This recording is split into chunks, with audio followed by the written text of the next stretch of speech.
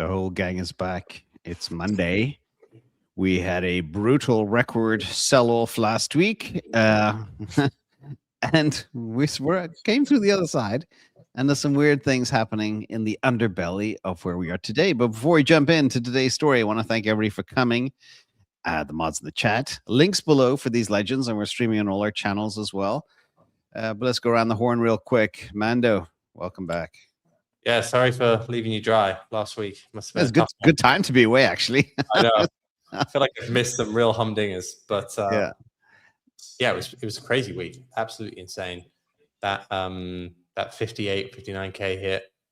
I didn't think we'd fall that quickly, that fast, but good rebound, and I think we're now looking like we're back into that range we were in 2024. That kind of, when we hit 71K, I think like 11 times. I think that's going to be a difficult one to get through, but hopefully we can. Yeah, and the V-shaped recovery was pretty stunning. Like literally within less than 30 hours, drop 10K, back up 10K. So that tells you there's bigger manipulation players involved. That was not an organic move. CTO, you made it. You survived. Great to be here. I have some charts. We will look at it today. Absolutely. Yeah, I think the big question we're trying to address right now is like, okay, 2025 was lost. 2026 got off to a very bumpy start. Is there any hope? Or should people be playing with something else for the next year and then come back if it's a traditional bear market? And Marty, what do you reckon? Yeah, I had a great weekend. I went to the Waste Management Golf and had a good time. I mean, obviously it was frightening for everybody, but this is what a 50% retrace looks like. We've retraced pretty much January 2023 or January 2024, 50% back to the Trump inauguration price. That was our low. So we're back here where we were. Everything above Trump inauguration might have just been hopium and speculation. We'll have to see. But I feel good about this being a sort of bottom formation. Obviously, everything before market structure, like I always say, I don't think the markets are very valid with the amount of manipulation. So it's all speculation based. And this is what it looks like. So here we are. Nice to see you guys. And let's talk about it.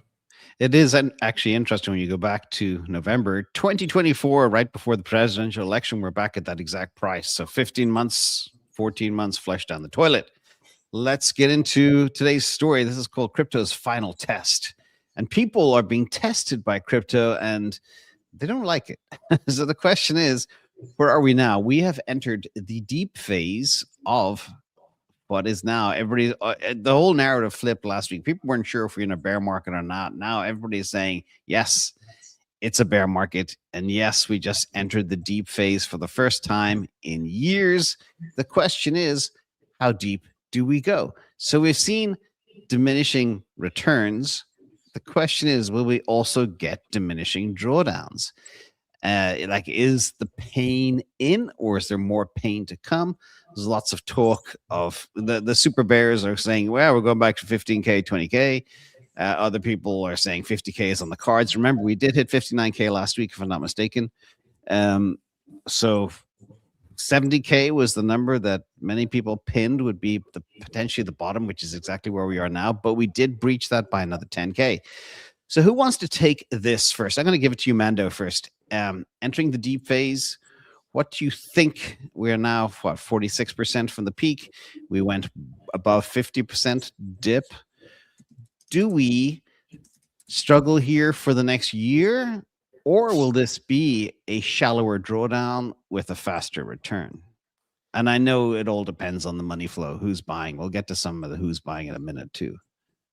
Yeah, look, I thought we'd show a little bit more support at bottom we hit in last year when we got down to about 75. We basically just smashed through that, which kind of takes us back to the 2024 range. That range was kind of between 55 and 72, 73. I think we'll probably be in that range for a little bit here. We were in that range for a long time, nearly 8 months, look like. So I think that's pretty well defined. I have to say that, like, if I'm just looking at the charts, this is still a downward trend. Like, we need to see a pretty strong reversal if that we're going to break back above the like being a bit more of a bull trend. So that would be kind of above like 85k. I think it would start to look like we're really starting to reverse this. So it's quite a way before you can start saying, hey, we're back towards a bull trend, in my opinion. I think that for that to happen, I'm still of the view that something needs to like break almost for like in the fiat system for crypto to be looked at again. Like gold is going higher still, it's rebounding quite nicely above 5k now. So you still have the debasement trade pretty strong. You still have the weakness in the dollar trade pretty strong. You had China coming out today and telling its banks stop holding treasuries, which means that the whole trend of moving away from the dollar and also debasement around the world is still a very, very strong trend. Bitcoin just is not really reacting to it so far. But I do think that... Let's double click into that. The debasement trade was, touted by JP Morgan and all the big TradFi players. And the most important asset for the debasement trade failed while everything else went up. Yeah. What happened? And is there something... A lot of people are very suspicious. Maybe something is keeping a lid on the price. Also, the haters love it. They're saying, oh, you're saying Bitcoin's an inflation hedge when really it completely failed. Didn't work. What's going on? Any theories? That doesn't help. I think like the idea that gold is going higher and Bitcoin literally got smashed, it does hurt the narrative. Like if BlackRock's going on CNBC and saying, hey, this is digital gold and it's getting absolutely smashed, it doesn't help. There was a tweet last week which was like the 15 reasons why. And it was a mixture of things like, it's become more corporate, it's more political now in the US, it's kind of seen as more US centric rather than global, and that's hurting China. It's quantum, it's this. Like there's so many different things right now. I do just think it's just like narrative is just following price over all this sort of stuff. Like some people are. There was a tweet or a quote actually from Mike Novogratz who's saying, oh, if somebody sold their Bitcoin, he was worried about quantum. I think when you sell Bitcoin, you kind of have to give a reason why. I don't know if this is actually like quantum seems, more I look at it, I'm just like, this could be a long time before this is really, really a worry. I just think that right now there's just a lack of faith and that can turn back up. There was an article in the FT over the weekend, and if you saw it, which was like, oh, Bitcoin's still 70k too high. And it was like, oh, there's the greater fool theory is dying. You're able to write articles like that right now because everyone's just feeling a little bit depressed. But when the price goes up, everyone shuts up and everyone's just, okay, this is the greatest innovation ever. This is a better version of gold. This is easy to transfer. This is easy to store. This is just a better asset. I think that will come back very, very strongly just with price. It's just right now we're just seeing what seems to be a replay of the 4-year cycle. And price always overshoots to the downside and to the upside. And we're now maybe seeing some of the downside stuff. Let's go to you next, CTO. What do you see in the world? And is there any hope for us right now? We had that beautiful bounce, the 10K V. Absolutely. I can add one thing on the previous slide first before we go into the chart that I think is interesting. So there's two things to observe here. One is that the drawdowns, the past 3 cycles have been roughly the same. So 80 to 85%. But they have been slightly less. I think the last the final drawdown was 79%. I think in the previous 2 were 85%, and then was 90. So they've been a little bit less, but not so much. But there's another thing to observe here also, and that is that the previous 3 drawdowns from top to bottom have been the same duration, about 1 year. So if that repeats, that would put the bottom in October this year. Of course, we don't know that yet. Just because something has happened 3 times doesn't necessarily mean that it has to happen the 4th time. But it is an important observation. So for me, that's at least one scenario that I'm looking at, that the duration will remain the same also the 4th time. And that I think just like you said, James, when the upside has been diminishing, perhaps the drawdown also diminishes a bit, that the drawdown is not as severe this time. I actually guessed on 50%, but now we've already hit it. So if there will be another bottom in October, it can't be 50%. So I have two scenarios here. One is that it will largely repeat and that there is a deeper drawdown and bottoming in October. But anything that tries to predict, I think, is will lose sooner or later. So this is a scenario for me. At the end of the day, I will just react to what happens in the price, because exactly like Mando said, the narrative follows price. I think the reason that gold has gone up is that there's been a lot of buying of gold. The reason Bitcoin has not gone up is that there hasn't been a lot of buying of Bitcoin. That's it. And then all the other narratives just follow from that. So I think no need to overcomplicate it. If we get some big buyers of Bitcoin, price is going to go up, and all those 15 reasons or whatever it was, it's 180 degrees on all of them. There's something that you triggered an idea in my head too, CTO, and I'm going to give this one to Marty. When you do look at this chart, first of all, the duration is sort of the same, but it's actually not, because it does get shorter by about 25 to 35 days every cycle. So the duration is going down. So that means this current drawdown, if the trend continues, will be about 300 days, not 365. And the second thing, if you ignore the big spikes down, the historic drawdowns without those big sharp anomalies towards the very end of the bear market only hit 70%. We're at 50% now, ballpark. So technically, we are way closer to the bottom than we are to the top. So it would be a good time maybe to DCA in if you believe in this asset class. Marty, what do you think about that? 70% history pulling out the anomalies, which are, a lot of bad actors, bad players. It wasn't a bona fide asset class. There were no ETFs. There were no treasury companies. Saylor buys every week, etc. Where do you see this going? Duration and depth of drawdown. I think, I look at the weekly logarithmic, right? So, which basically foretells diminishing returns. So, yes, I believe that the drawdown will be lower than it was, and so will the all-time high. I think that this is the great reckoning where everybody on crypto Twitter, everyone in TradFi has realized that this is a manipulated asset class, and that the price, when we say the price, I think people assume the price is regulated and audited and valid. And I've been saying for years, I don't think the price is that at all. I think it's synthetic. It's made up by the dominant exchanges, and they have complete control over it. And if they let go their mechanism, then everyone buys Bitcoin and it goes up to all-time high, including BlackRock and Saylor and everybody who thinks they're bigger than hip hop. They think they're the guys.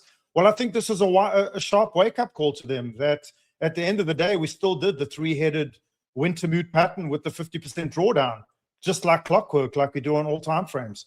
So at the end of the day, you can buy all you want, but these guys have control over the price. And they did it. They took out all of their longs, literally to the last long, which they're sitting at right now.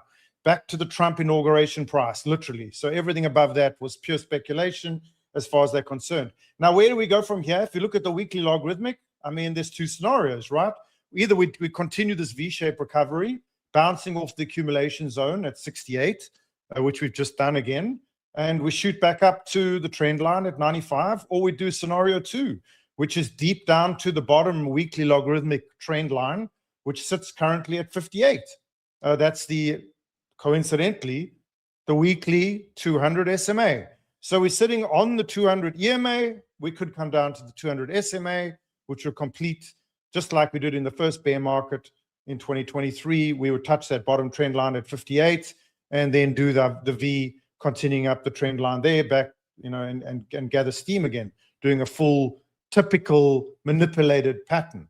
So I think those are the two scenarios. Either we see a V-shaped recovery now, continuing up, or we drop one level lower, one Fibonacci lower to the 68, the 58, which would take out the 10x leverage positions. Yeah. So from a derivatives perspective, there is room to go. There is a lot of long still. There's about $1 billion left down to the 8 and 10x positions. But above us, guys, there's 26 billion in shorts to liquidate back to just over 100,000. So that's optimism. If you want optimism, there's a lot more liquidity to the upside. The problem is that buying Bitcoin people think buying and selling has anything to do with this. I disagree, and I'll continue to disagree. I said it on the weekend. There is no market in crypto until there's market structure. It's all invalid. Nobody audits the Binance price. When people buy and sell on Binance, nobody audits whether that order book is actually valid and honored.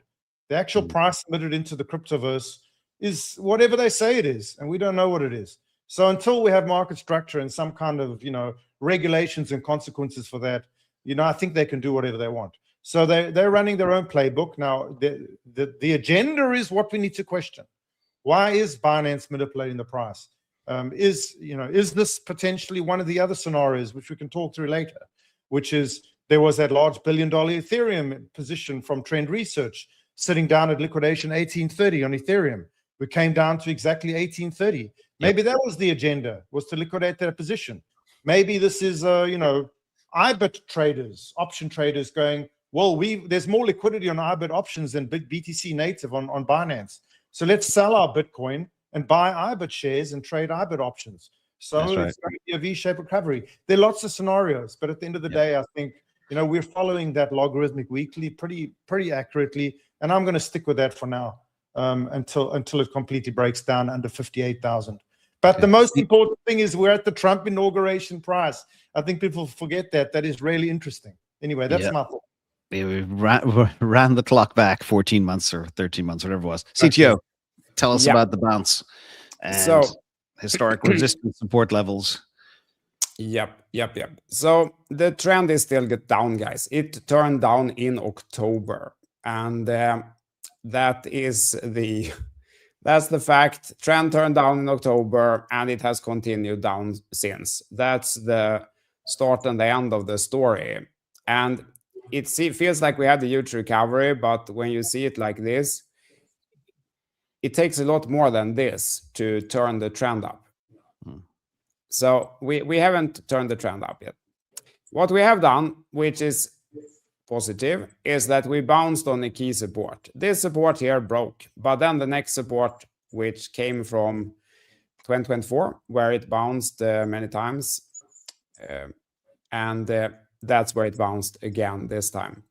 So hopefully this holds here. That would be great if this turns out to be it. It was a 50% retracement. I think 52% from top to bottom, 52%. And, that could be it. If it breaks, where's the next level? If that's October or September, as you correctly point out, James, could be a little shorter, say September or something like that, where would the next support level be if it breaks? I'm not saying it will break, but we can have some qualified guesses of where it would go if it breaks. Here on the right side, you see something called volume profile. So that's price where a lot of Bitcoin have changed hands. And this dump here went into the bulk of that area, and then it stopped. The next bulk is down here at 40 to 44K. So if this breaks, I'm interested to add here at 44K. I actually bought some on this support bounce here at 62K something. I didn't catch the exact bottom of it, but 62K is somewhere here. And because it was a good bounce, and let's see. And it bounced at the kind of expected level. And if it breaks there, the September, October could be down here. It's funny you mentioned 42K, because that was my previous bull run back in 2021, or with the price at which to stop buying Bitcoin. I remember you talked about that, James. Yeah, you said that you will buy Bitcoin up to 42K. I remember that. Yeah, of course, but fatter layers at lower prices. Anyway, interesting. Let's move on with the agenda. We have more stuff to cover. Thank you for that. But I think the overall thing is we're closer to the bottom than the top, and I think that's definitely. Big I think one good point to point out, because I think all of you getting the same question. People have held it from 120 down to 60. Now it's like 60, 69. And asking, should I sell now? And that is really chasing. It's chasing after an exit that is long gone.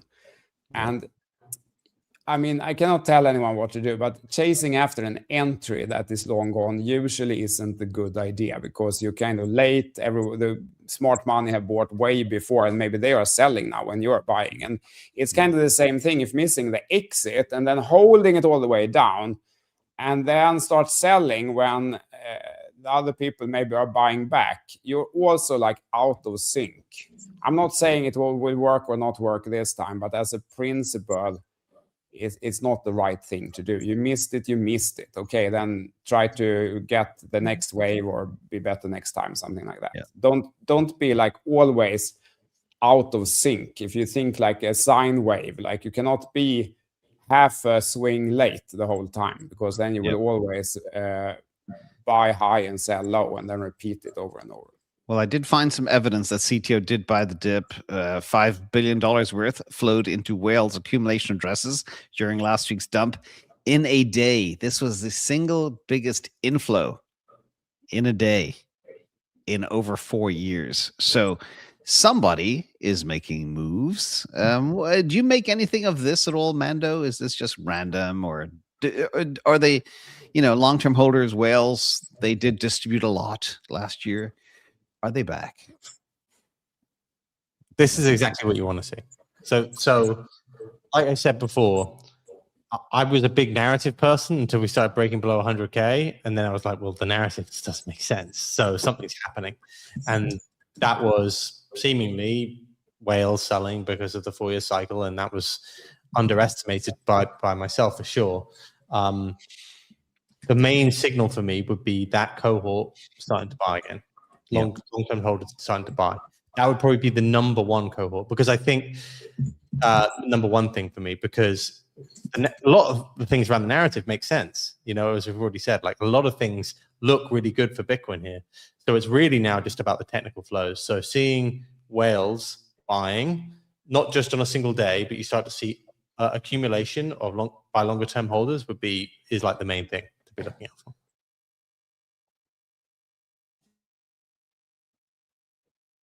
We have a lot of people that are frustrated by the fact that gold is the faster horse. So I put this little chart together of the 1 year return, 5 year return, 10 years, 15 years. Of course, if you were into Bitcoin early, you did very well. Even 5 years ago, you made 200%, which is not a lot compared to the past. This is a log scale as well, by the way. But over the last 365 days, we lost 7%, and gold gained 68%, and people are not happy about that. Anything to make of this? And it's a reminder for people, timing is everything. But will this continue? And this goes back to what we discussed at the very beginning, Marty. Diminishing returns or a mature asset, or the super volatile, super high return days over? Or my theory is, because of what we saw happen to gold and silver, Bitcoin will have its day. We just don't know when. In my humble opinion, I believe that this was all a correction, and we will return back to our original trend with global liquidity, just as we thought we would originally. I don't think anything's changed. The blockchains have only got stronger. The software has only matured. Including the quantum report now coming out of the Saylor strategy. I mean, everyone is addressing everything. The software is only improving. The use case has never been better for blockchain finance. Regulation has never been stronger. We're on the dawn of market structure, which will cleanse all of the bad actors and impose consequences on manipulation. So I just think fundamentally everything has never been stronger. The decoupling of the dollar price to the blockchain tokens has never been further. And I think that's the problem. And gold had this problem. I mean, if you talk to someone like Lawrence Leopard, they were just as frustrated for many years on gold and silver as we are on crypto. Why is it not going up? And it was the same old story, just large players placing leverage bets and creating suppression. And once that suppression was released, gold ran to its true value of 5,000. Silver ran to its true value of 100. And I think we're dealing with the same players here. Large players suppressing the price in order to accumulate, chasing large leverage positions. And once that's released, I think we will return. It always leads with gold and silver. People, the cycle always leads gold, silver, global liquidity, and then we get to risk on. And so we're there. This is what it feels like. We're not joking. This is literally what it feels like. You always get frustrated. Why is it not moving? It's not moving because it's suppressed. People are making a lot of money on the bullish sentiment. People are longing and buying, and they're simply shorting and selling. And they're taking the spread. And it's a money-making machine. Exactly. Mando, you remember for years, the debate was always running, does Bitcoin price follow the hash? Or does hash follow the price? We're seeing a deviation. I used to believe that Bitcoin price followed the hash because the more hash, the more secure the network. And therefore, the more secure the network, the more adoption there is, the more price goes up. But now we're seeing a historic 11% drop in hash rate after a big dip before. The cost to mine a Bitcoin is around 96,000 today. And with the price down below, it just, the mechanism auto-corrects itself. But any concern here about the hash falling out of the sky so fast?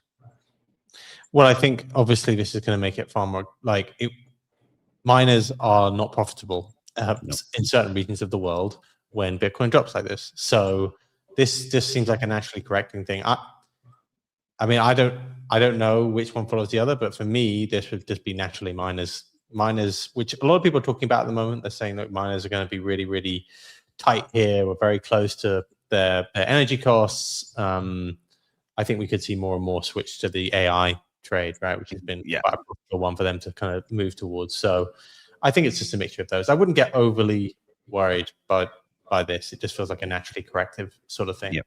And it did go on a rampage last year. The hash rate just went up 60% in the space of a few months.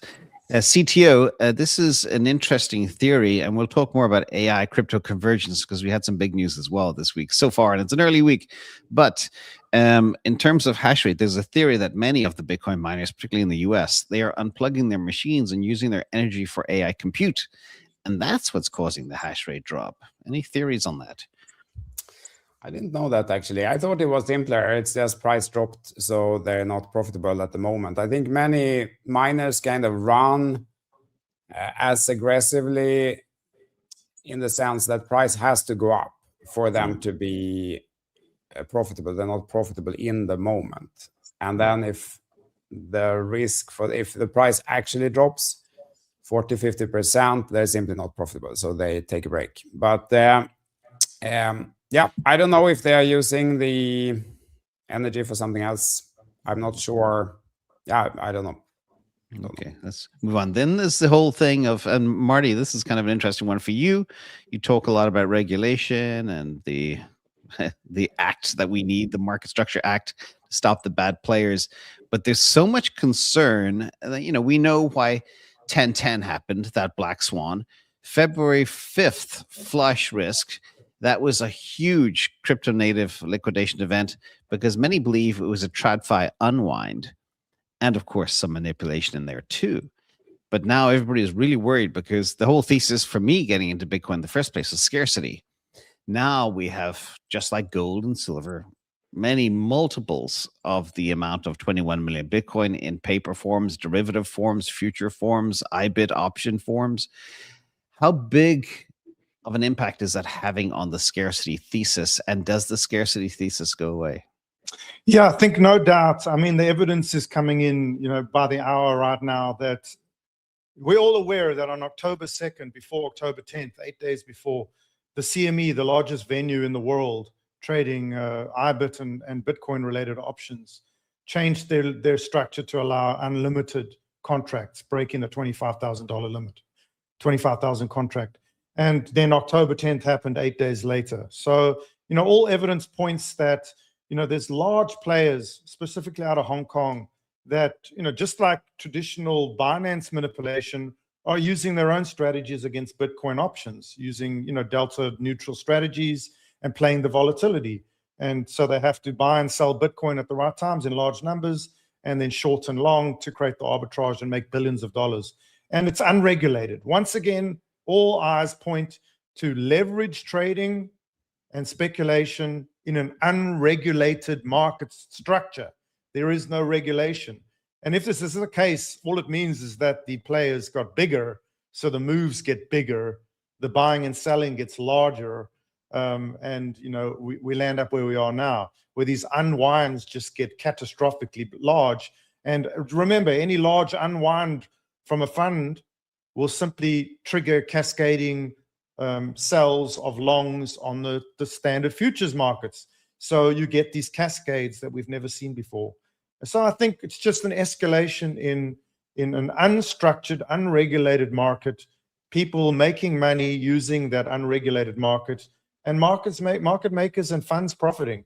And it all makes sense when you look at the timing. The October 2nd date, it's all just too coincidental. I point once again to the lack of market structure and the ability for these players to just take advantage, just like George Soros did with on the foreign currency market. They're taking advantage of this stuff using these vehicles and making ridiculous amounts of money at the same time, at the expense of the asset's spot price. And the customers of places like Binance too. So this new theory from Leonidas, CZ trades against his people. These two market, not just Wintermute this time. This is Merit and Sigma Chain. Mando, TradFi background. Do you believe that CZ is still doing shady things? I'm putting you on the spot.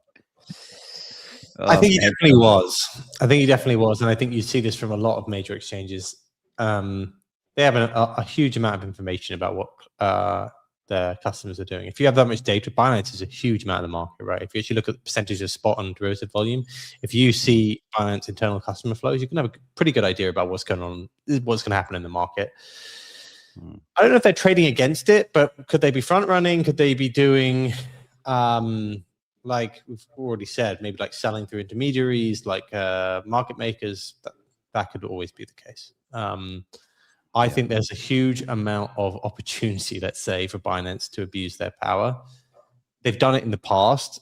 I think CZ, he has a mixed relationship, I would say, in crypto. I don't know if after going to jail, he would necessarily jump to doing that straight away, but I'm sure there are some people at Binance that would like. Yeah, or you could have like a arm's length entity that operates silently on his behalf to pull these strings, like he did it his entire life. And he knows how to do it. And it's kind of, when it's so easy to club people over the back of the head and take their bags, it'd be hard to kind of give that up maybe for him. One thing I would say is that, like, there's been some very public, because of the rise of decentralized exchanges, there are some very public liquidation levels on a lot of different crypto. As Marty said, like, there were some huge ones on ETH that were huge. $1 billion. $1 billion for Trend Research. And then Garrett, Garrett Bullish, he's known as the guy who made so much money on 1010. He had a huge level too. So there was no doubt there was hunting last week. Like that when we dropped below that 78K level and we started to go down to the 70s, it was kind of clear what levels they were going to go for, particularly on things like ETH, but there were some big ones on Bitcoin too. So I do think the speed at which we sold off was really a reflection of liquidations, and that's probably why we've had this rebound. And maybe maybe big exchanges are to do with that as well. Yeah, I mean, I summarize what Mando just said. I think you live by the leverage and you die by the leverage. The problem in this asset class right now is we have tremendous amounts of leverage, literally 90-10 levered. And, it all works great. It pumps the price to all-time high, but then when it unwinds, it dumps the price to all-time lows. I mean, it literally is devastating. Yeah. The DFDV's CEO, Parker, wrote a brilliant tweet. I mean, do you guys mind if I just quickly read you a couple of lines of it? No. He said, "This is my hypothesis on what happened between October 10th and February 5th, based on breadcrumbs and circumstantial evidence. This move has nothing to do with the fundamentals of Bitcoin or Solana and is everything to do with the technical market microstructure dynamics. Clarity Act should help fix some of this because the root problem is that the spot BTC market is not nearly liquid enough to support all these derivatives.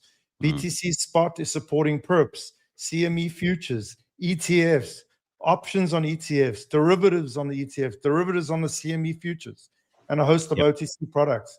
You know, we need the market to have more liquidity. We need more regulation, because when these things unwind, there isn't enough liquidity. And you all know when there's an illiquid market and you have these kinds of unwinds, the moves are devastatingly exaggerated. And that's what we see now. And that's Can I add one thing? Can I add one thing on this topic also? I think what Martin said here, I agree 100%. I mean, it's a very liquid market for these kind of huge trades. And I think that's the reason why it is so volatile. I don't actually agree with the sentiment that it's CC's fault that is dumping and so on. And I want to say that I have not seen any convincing evidence that of these very serious wrongdoings. So I don't want to be part of making those allegations here on the channel. But you know, maybe there is, maybe it's not. But I am not really. And to be clear, we're not making allegations. We're sharing news that other people made as well. Okay, so it's tricky stuff. But let's move on to this one, which is kind of Bitcoin owners. There's interesting stats here when we look around the world as to who owns the most Bitcoin. And the adoption's going up. And the first of India, number 1, 93 million. US, number 2, 46 million people, which I think is kind of high. Considering it's 350 million people, that'd be like, well, 1 in 7. China, 41 million, despite the bans and everything else. Nigeria, 18 million. Then Vietnam, 17 million. Indonesia, 14 million. Turkey, 12 million. Philippines, 10 million. The places that have a kind of bad banking infra tend to have higher adoption. So Bitcoin is by no means dead. It's a lifeline for many people in many countries that don't have. We saw some terrible things happen to banking systems and currencies in Iran over the last month or so. Any thoughts on this data? Is it real or fake? Or does it represent the danger and weakness of fiat systems around the world? Back to you, CTO. You've lived in some of these countries, I think. Yeah, I mean, it's interesting that China is the most interesting one, right? They banned Bitcoin again now. It's been every year for, I saw some chart, it's like 12 years in a row or something like that. They banned Bitcoin. But I think Chinese people like Bitcoin and crypto because they like the speculation element of it. They like the opportunity to move money out of China instead of having to do it through artwork and other means. People in India maybe like it because it's a ticket into the real Western financial system. People in Nigeria, thousands of different reasons. Vietnam, you go there, every street fish salesman on the street corner is trading altcoins. Indonesia as well. Philippines, everyone's into crypto as well. And then we have a long list of countries which have had very unstable currency. And then they have to use Bitcoin. What else should they use?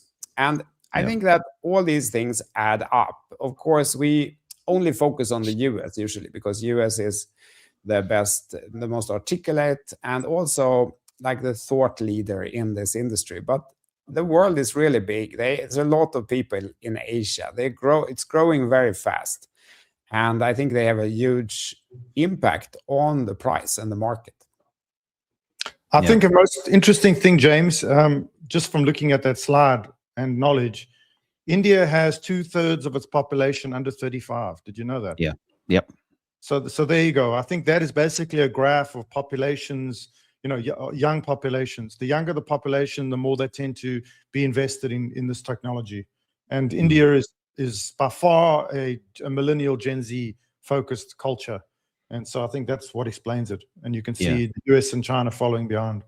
I actually did a chart years ago. I compared the level of authoritarian governments and Bitcoin adoption too, and there's also a very direct correlation there. So if you put those factors in, like level of authoritarian governments and youth of the nation, etc. But this brings me back to the point that Mando made at the very beginning, and I always say that Bitcoin loves a crisis. Will there be another fiat to implode in 2026? And could that kickstart Bitcoin as well? Yeah, for sure. I think that's kind of what it needs, honestly. But I also think that it when I say implode, it could just be that we need to start printing money again, you know, like in some of these big economies too. You know, the US will never not pay back its debt, as will several others of these countries. But if interest rates get too high and they've got the amount of interest payments that they've got at the moment, like they're going to have to start printing money or reduce interest rates. So I think it is all slowly imploding. I think Japan's the most obvious case for this year that could wobble. Yep. The US is kind of a bit of a dark horse at the moment. Like if rates continue to go higher, even just because of selling by foreign institutions, that could be an interesting situation here. But yeah, this is just kind of the point. Like the narrative around crypto, in my opinion, has never been stronger. It's never been stronger, but the price, you just have to respect it. So what we just need to be appreciative of right now is just when the cohorts, particularly the whales and long-term holders, are buying. If they are buying again, then the narrative can pick back up very, very quickly. Very, very quickly. Good. Now, one other thing which is super interesting as well, and we've spoken about this before, is the convergence between AI and crypto. The whole world thinks, okay, we have these AI agents, which are very like Skynet now at this stage. They're creating their own private social networks and everything else. They are using meat puppets.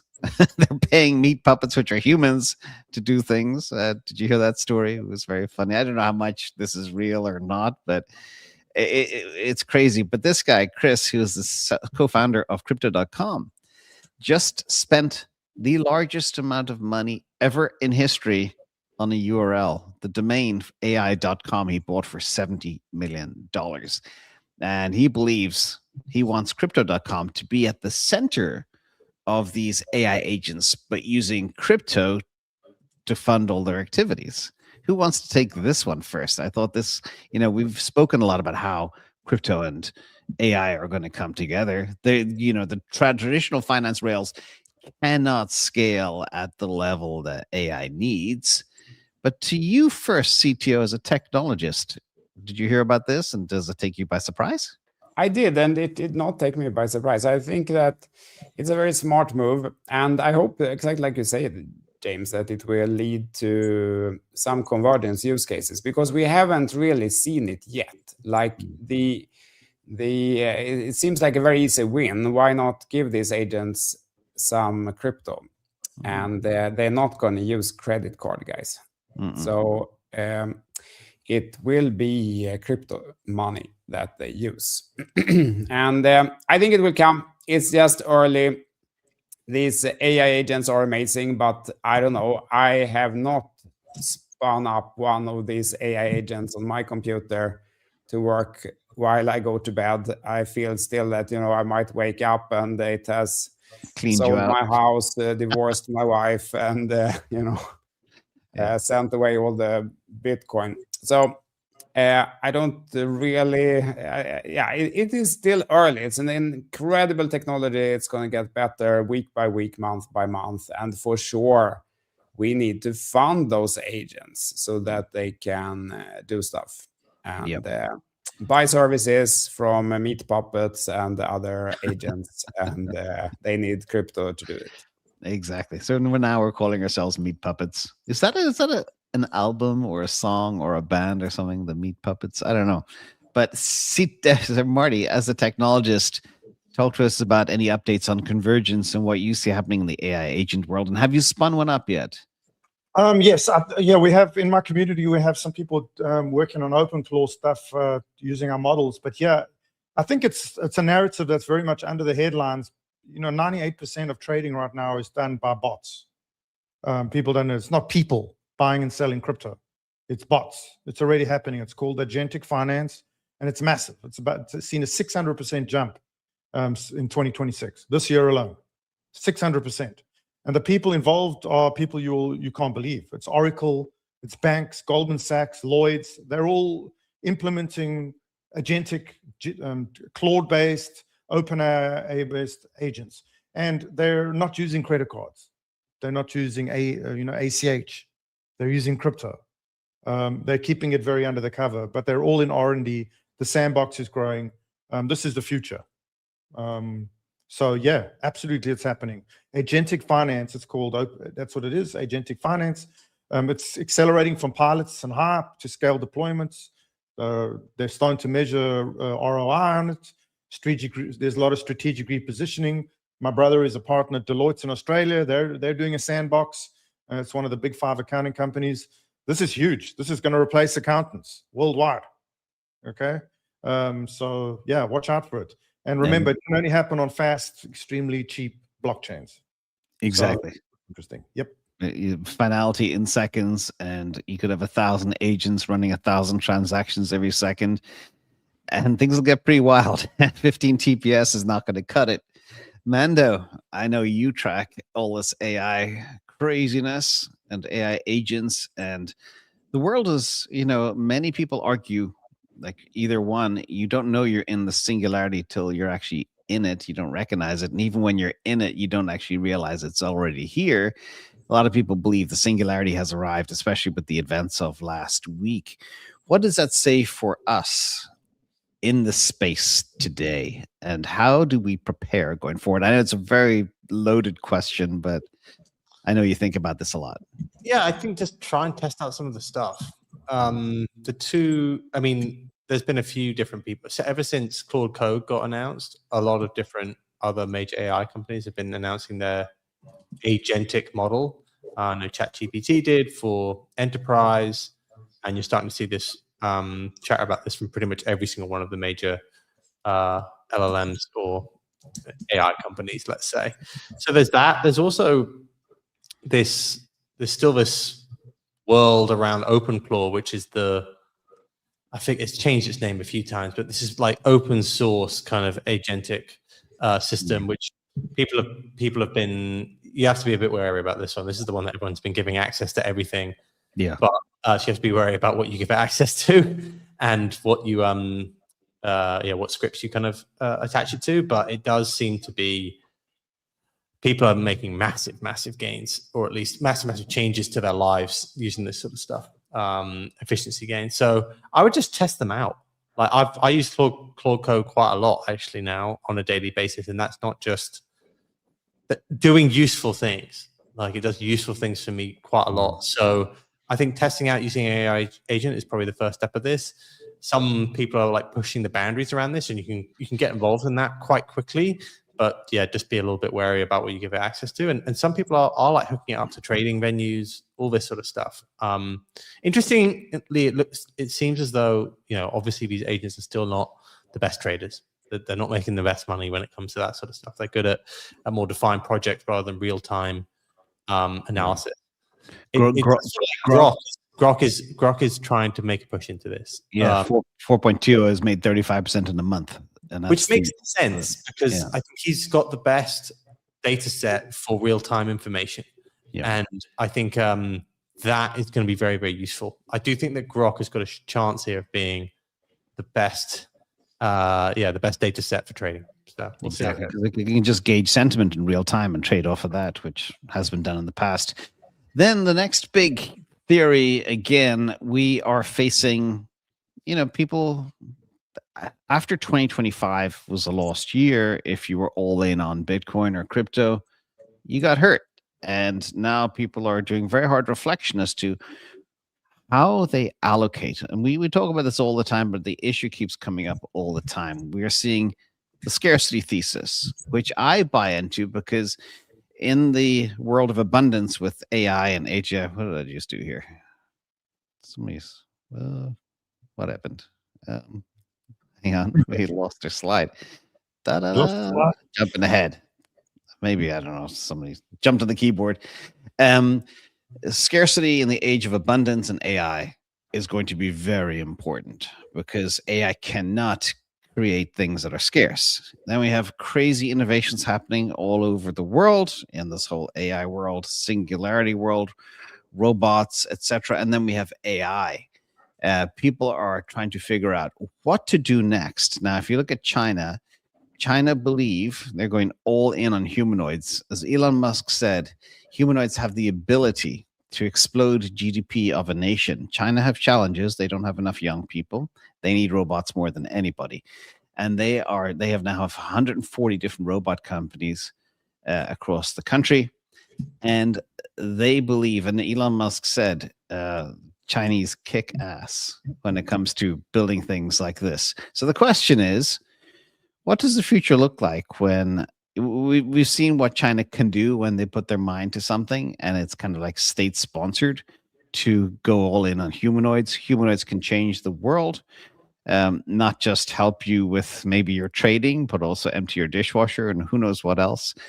CTO, era digitalis, robots, humanoids. Talk to us. On your first slide, the previous slide first there, I think a key word that I think about every single day is assets. I think that's a great way to think about it. So AI can do a lot of things. They can't copy the assets. So we just talked about, like, Elon Musk has a data set. He has the X data set, which is very valuable because then maybe, his AI can use that data set to make faster reaction, for example. So that's one asset.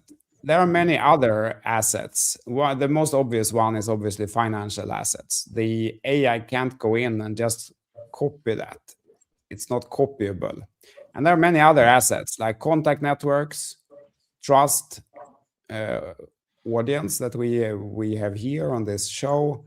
So there are many kinds of assets that AI cannot copy. And I think that in this world, it's necessary to go up each and every single day and think about, how do I build assets today, one way or another, because that's what remains. And then we can use those assets with AI, with innovation, with all the leverage that we're getting now, and take advantage of that. So that's on this slide. I think that's a helpful.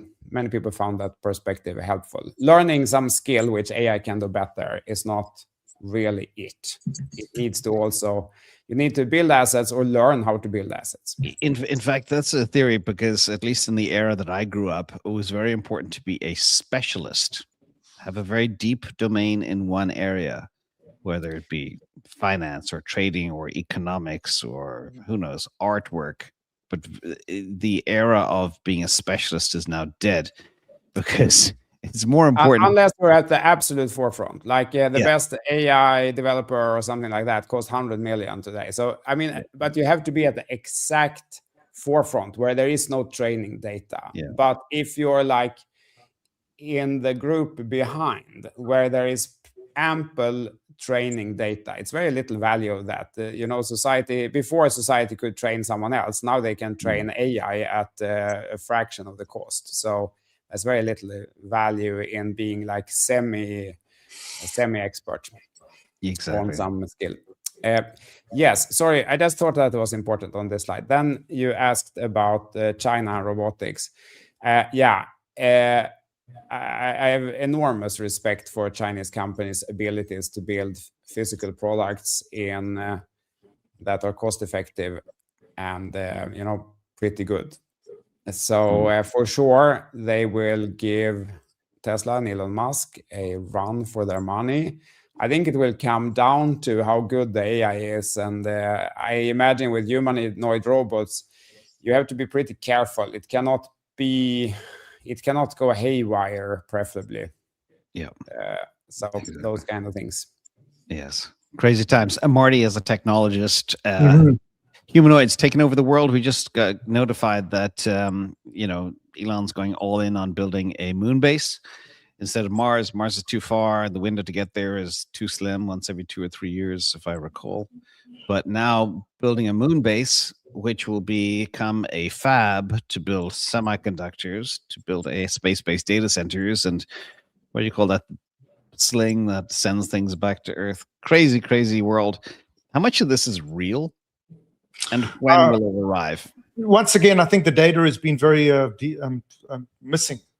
People have very little idea about Chinese national priority. They made a strategic national priority last year, 2025, in autonomy and humanoid robots, when we were still talking about other things. So China is very far ahead. I think they run 90% right now. They've captured 90% of global humanoid robot sales since 2025 through 6 of their top selling firms. I think it's Unitree, AG Bot, UBTech, a couple of other ones. And we need to be aware of what they can do and what they can't do very well. But China has made a strategic decision to do this, unlike the US. So Musk is very much reiterating that. So they have this thing called the 14-year, 5-year plan. It's called Robot Plus Initiative in China. Beijing designated robots and embodied AIs as a core future industry in this 14-year plan. So they've made it a top priority. But we need to look at what they can't do. And just remember, they use robots to build things. So it's manufacturing. What they can't do is they can't do things like household chores, construction, plumbing, electrical work, nursing, elder care, things that require touch, strength, dexterity. They can't do cooking, cleaning, restaurant work, agriculture, picking delicate fruit, anything relying on prolonged outdoor work. They need their batteries recharged and things like that. So the gap is still very large. But what they are very good at is building things, and so manufacturing. So if the US has any serious strategy to reindustrialize, which I believe Trump has, robotics is a major part of that, and we need to have a similar strategic initiative to do that. And there's two players. There's China, and there is Tesla. That's it. So one of the things that I do urge people is have exposure to humanoids, because over the next 5 years, that will be a big play indeed. All right, next quick story: inflation versus deflation. Oh God, I saw this. Yeah, this is scary. There are 2 types, and Amanda, this is probably in your wheelhouse too. There is a good kind and a dangerous kind of inflation. First of all, the deflation or disinflation, whatever you want to call it, is when demand collapses. People have no money. They can't buy stuff. Companies have to cut prices. Profits go in the toilet. Layoffs. It's a vicious death spiral. And the good type is when you've got technology driving prices down. It could also be driven by AI. A massive increase in supply and efficiency and effectiveness allows companies to produce more, and that brings prices down. So is this a concern, this deflationary crash? If you look at US government statistics and say, oh, it's north of 3% or whatever. No, this trueflation stuff is kind of dialed in and blockchain based. Are we having a deflationary crash, or is this a technology advancement bringing prices down, and should we be concerned? It might be muted. So if you actually look at the numbers here, this actually isn't driven necessarily by AI. It's driven by energy costs and driven by housing costs. Yep. So if anything, this is pre the big AI move. So what you're starting to see is lower inflation because of those 2 things coming down. And I mean, that's what they're saying. And you can see it in the data, but yeah, like with the number of white collar jobs which are potentially affected by this AI move, there was another really good chart recently, which is commits on GitHub.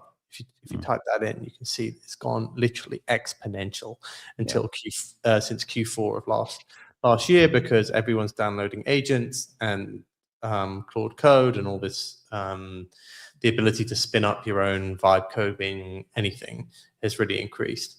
That there's no doubt about it. In the businesses that I use, that I'm involved in, we've got rid of certain SaaS products because we can just make them ourselves now very, very quickly. That's not just hyperbole as well. Like, it's very easy to recreate some of the SaaS tools that businesses were paying, hundreds, thousands of pounds a month for. So I think the SaaS sell-off in stocks is real. I do think that there is a real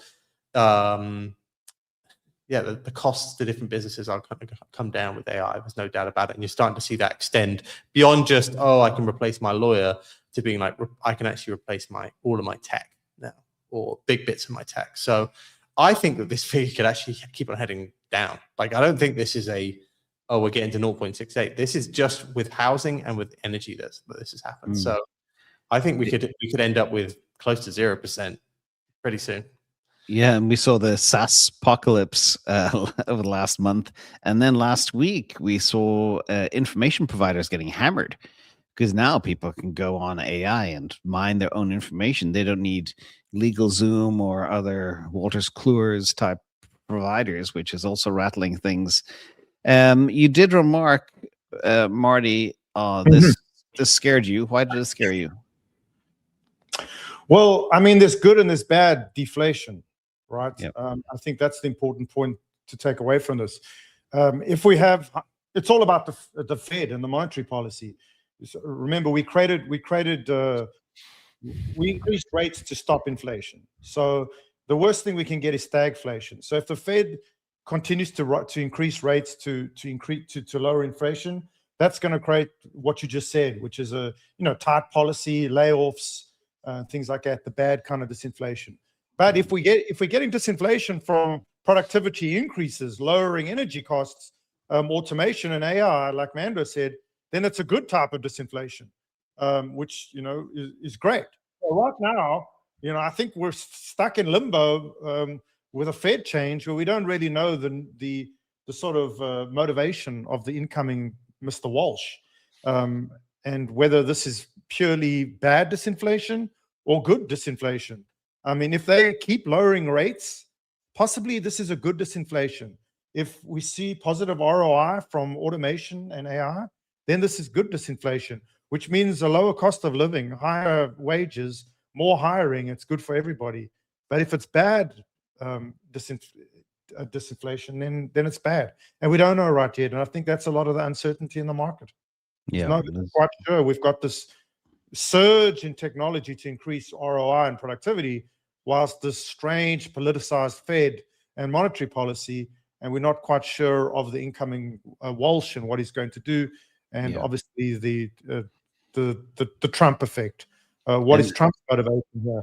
So I think it's a strange time, but definitely the numbers have never been this mismatched. 2.7 CPI being reported by the government, 0.68 being reported by Truflation.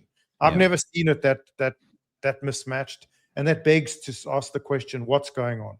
Why is it so different? Where are the numbers wrong? Excellent. Thank you for that, guys. Final topic, and we'll make this real quick because we're at an hour already. I want to thank everybody for being here. Links below for all these legends. You can watch us anywhere, and big thanks to the mods as well. Real quick, 30 seconds or less. CTO, to you first. A lot of people are concerned. They pin their hopes on maybe altcoins and down 70%, or maybe in some cases even a lot more.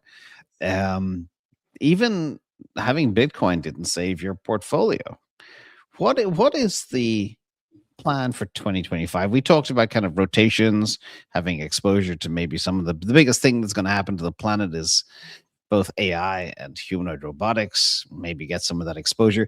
But what do you advise? My short lesson is, stop the bleeding, cut the ghost chains, cut the losers. Hope is not a strategy. If you're down 70%, you need your asset to go up 230% to break even, and that is a big mountain to climb. Some things never recover. And should you be rotating capital? What do you tell your audience? Yeah, I think a tip is to look forward. Like, forget a little about the history. It's a new year. Whatever happened.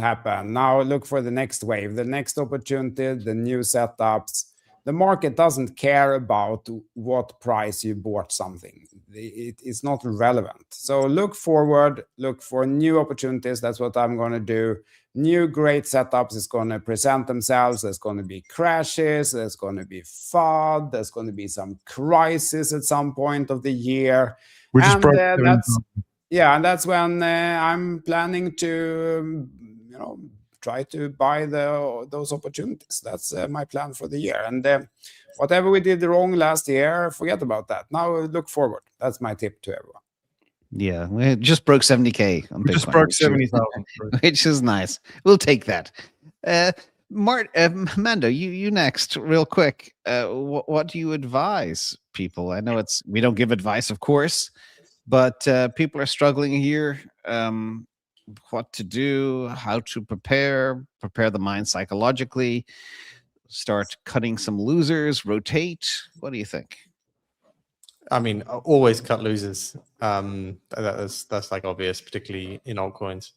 I would say that right now, I actually think it's a really great opportunity to start trading. Also, just change your mindset slightly. Like, I just think that an asset class which you think is going to be around for a while, for a long time, is just dropped 40, 50%. That's a great opportunity. Yep. Like, it's actually a great opportunity. People want to think in terms of a sprint, and actually you've got a marathon to make money here.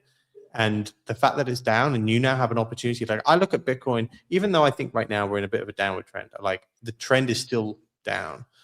I look at it and think, back at 60K, like people are going to go like, this can go to 100K again. Something about when Bitcoin was at 100K meant that everyone had to say it's going to $1 million, you know? And now it's back at 60K. Like, I think there's quite a nice risk reward again. You go like, okay, well, this could easily happen. You know, this could easily happen. So I think the medium-term narrative is back with Bitcoin in that you have decent upside as just if this catches fire again.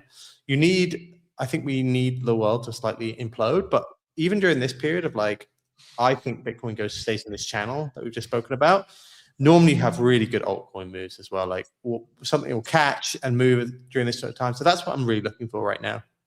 I'm going to trade the ranges, which is this low 60s, high 50s Bitcoin is when I'll be buying it. And then other than that, I'll be looking for big breakouts. And you can make it back in one trade. The volatility can be very, very high during these sort of periods. So that's interesting. Learn to trade. Start trading. I like that.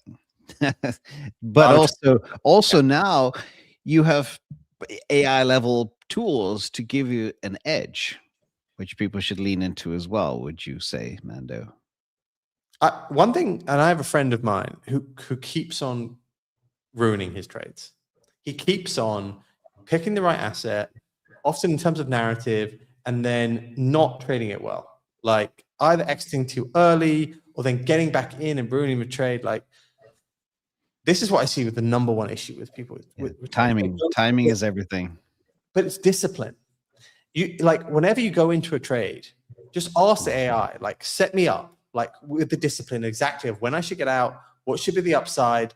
So like if you think you're good at picking assets which are going to move, then take away the execution from yourself. A lot of PMs actually do this. So like they will give execution to somebody else. Like they'll be like, I like this trade, I'll give you the execution. You can do that with AI really easily now. If you're really good at the execution but terrible at picking the assets, you could also ask AI. So, but one thing I said to him is like, just go to AI and be like, look, I keep on doing this. Can you set me up exactly with how you would set up a trade? How you get into it, how you get out of it, what prices I should have for my take profit, what price I should be to get out, whether it should be a dynamic take profit or a dynamic stop loss, all of that. Just give it because they'll give you institutional level setups. There. And that's great because the biggest problem, with your friend and other people have is emotions. Right. But if you delegate to an AI or a PM or a machine, that removes the emotional machine, which gives you that edge. Very good point. I don't know if they're the best at trend following, but they are very good at giving you the discipline around how to set up a trade. Awesome. Thank you. Last one, Marty. Sure. Wrecked recovery survival guide. Give us your take. Starting with the basics, sell high, buy low. I think people still don't do that. In the short term, that's obviously the mantra. But this is a long-term investment. I mean, this is novel technology. There still is not a regulated market. Until market structure passes, this is an unregulated market. So there's going to be manipulation. And you need to accept that. And you need to divorce that from your ultimate conviction, which is that this technology is good. It hasn't changed. In fact, it's only improved. So in the long term, for me, example, I hodl Bitcoin, Solana, and Sui until 2030. And I'm untethered. I'm not changing that. I will not sell those long-term bags until that happens, 2030, and by hell or high water. Now, all I do in that case is accumulate on the lows.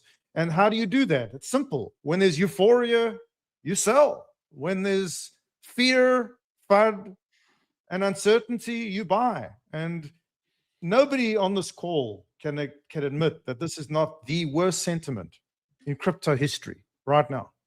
From Main Street to crypto Twitter to the man in the street. This is the time to buy, in my opinion. This is when you lower your prices, you lower your average cost. And when is the time to sell and to potentially take some profits? When people are euphoric and it's going to the moon. And we were there at 126. So it's been very predictable. The problem is people get emotionally caught up, get fixated with the timeline and the narratives, and forget these basic mantras. Just write them on a post-it note on your computer. Sell high, buy low. Have a long-term strategy. Nothing's changed. Literally, I follow the wallets of the large participants. They have only accumulated more. BlackRock, Coinbase, Binance, Sailor, the big participants have only increased their token numbers during these fearful times. They have not sold. If they start selling, then we will be on the show here with a different story. But until then, they are completely playing you. You're being shaken out. Don't get shaken out. Okay, think like the syndicate. As Manda said, that big whale move, biggest one in over 4 years, $5 billion in a day. Big move. Sailor keeps buying the top like he promised he would, and getting fleeced by OTC desks. And I mean, obviously, James, we have to mention it again. High leverage is an absolute trap. Any playing with a high leverage is the problem. Do not play with high leverage. Basically, leverage is simply loaning money. It's a fancy word that means bank loans. You're loaning money at a ridiculous interest rate. Stop doing it. You don't do it in your life. Don't do it in trading. Don't use high leverage. Low leverage or spot buying is the way to go. Timing your entry is the way to go. When do you time your entry? When everybody else gets liquidated. When everyone else gets liquidated, that's when you enter. That's the basic thing. It's very, very effective. When fear is 6, that's your signal. And we had that last week. And take profits. Take profits. Thank you so much, Mando, Marty, CTO. The last part of this segment is actually very powerful. People should take notes. Listen to all of these little tips from these folks. Thank you all. Have a great week, my friends.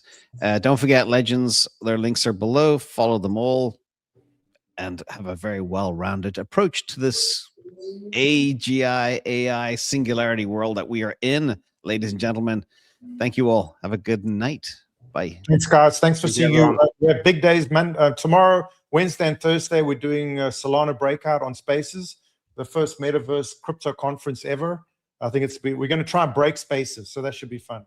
And then I'll see you guys next week on Monday, and I think things will be a little bit different. So there we go. Fingers crossed. Thanks, team. Bye. Thanks, everyone. Bye.